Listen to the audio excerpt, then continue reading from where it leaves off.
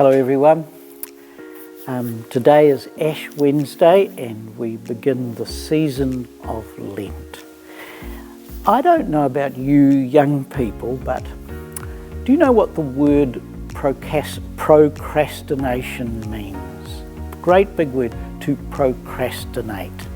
To procrastinate. It's a big word. It means to put off doing something we should be doing because we think we'll do it tomorrow. That's what procrastination means. Now, some of us are not as bad as others. I'm someone who quite likes putting things off, and I think, I'll deal with that tomorrow.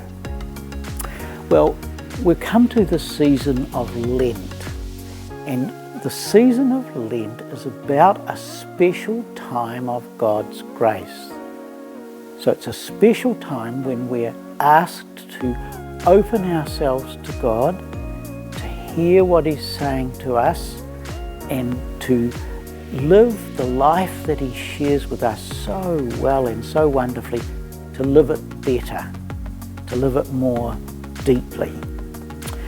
Well, in the second reading today in the Mass, and some of you schools have been to Mass, and I know Christ the King has because I was there saying that Mass, and all the other schools have had some celebration of the ashes.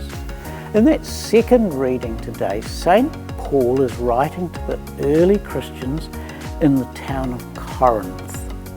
And he says to them, he's begging them, he says, this is a special time of grace that you're in.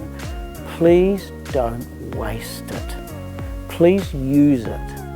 Please, because God loves you and He's pouring out His help on you. Don't miss the opportunity. He said, be reconciled. Be at one with God. That's the first thing He said. And He said, be open to what God might want you to do in this special time. So Lent's a special time. Now, I said about procrastination, how sometimes we put things off. Well, think about this. The past, what happened in the past, we can't go back there.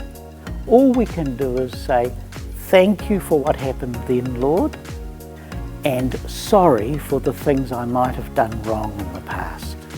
And please help me and heal me if they've affected me. That's what we say about the past. We're not in the future either. I might say, I want to be a saint in the future. I'm going to be a saint in the future. Big deal. I'm not in the future. Please God, that'll happen, but it hasn't happened yet. So we've only got the present, the now. And I'm calling Lent this year, and I've even put it on the front of the bulletin. I said it to the you children from Christ the King this morning. This Lent, I'm calling it the Now Project. The Now Project. I wonder why that might be.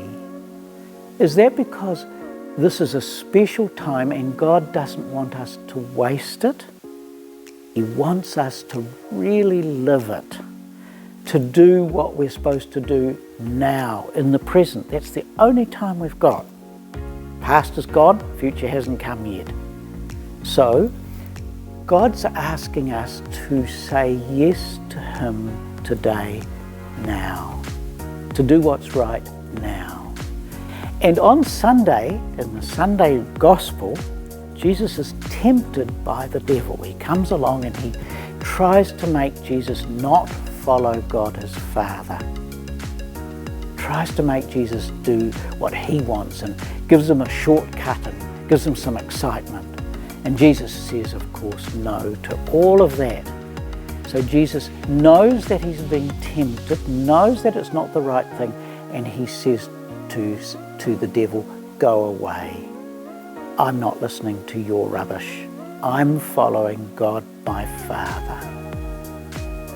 Well, that's our task in Lent. And we prepare to do that. We make ourselves aware of it by praying a bit more, by giving up something, and by helping others in a special way. We make it our kind of deliberately what we're going to do to help us live this life more deeply.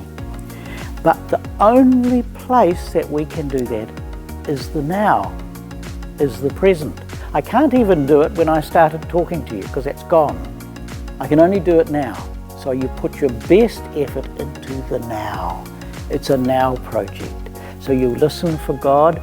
When you get tempted, maybe you're tempted to put something off you've been asked to do by a teacher. Maybe your mum and dad want you to go out and visit some family and you'd rather stay at home and play on the computer or something. No, the now says, this is Lent. God's giving me special grace. I'm going to say yes to God. And I'm going to ask God to help me to do those yeses. And the more we say yes, the more God works through us, the more we're able to help others. Isn't that wonderful? And so then the more people go, this God must be real because people are really loving and looking after each other. So I'm reminding you that this Lent, and it doesn't have to be big things, all the little things we do, so that God can work in us, pray a bit more, give away something or give something up for God and help others. The more we do that, the more God's able to work in us. And that's what He's asking us to do. And He's asking us always to do it now. God bless.